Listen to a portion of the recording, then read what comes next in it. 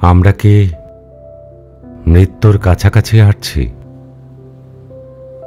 না মৃতেরা আমাদের দুয়ারে প্রতীক্ষারত? আমাদের বেঁচে থাকার যত অহংকার সাদা কাশফুলের নাজুক লতার মতো অসহায় আজ।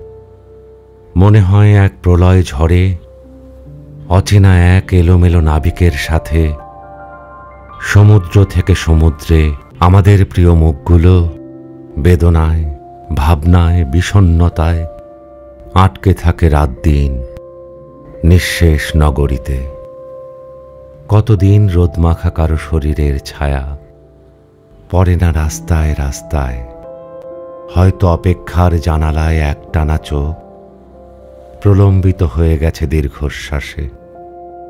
যদি জেনে যেতাম কবে আবার মাঘের শীতে গ্রামের মেলায় জমে উঠবে তুলতুলে নরম জীবন, কবে আবার প্রিয়তমা পিছন থেকে জড়িয়ে ধরবে হঠাৎ করে, কবে আবার হবে ক্লান্ত বিকেলে লাল নীল সংসারে ফেরার, কবে আবার অভিমানী প্রিয়ার ভেজা চোখ মুছে যাবে তাকে দেখে, কবে আবার পিতার বাহুতে শক্ত হয়ে শিশু শহর ঘুরবে। কেউ কি জানে সেই সব সুখের কথা?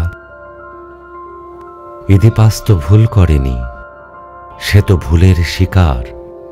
তবে শাশ্বত কোন ভুলে আমাদের এ দহন?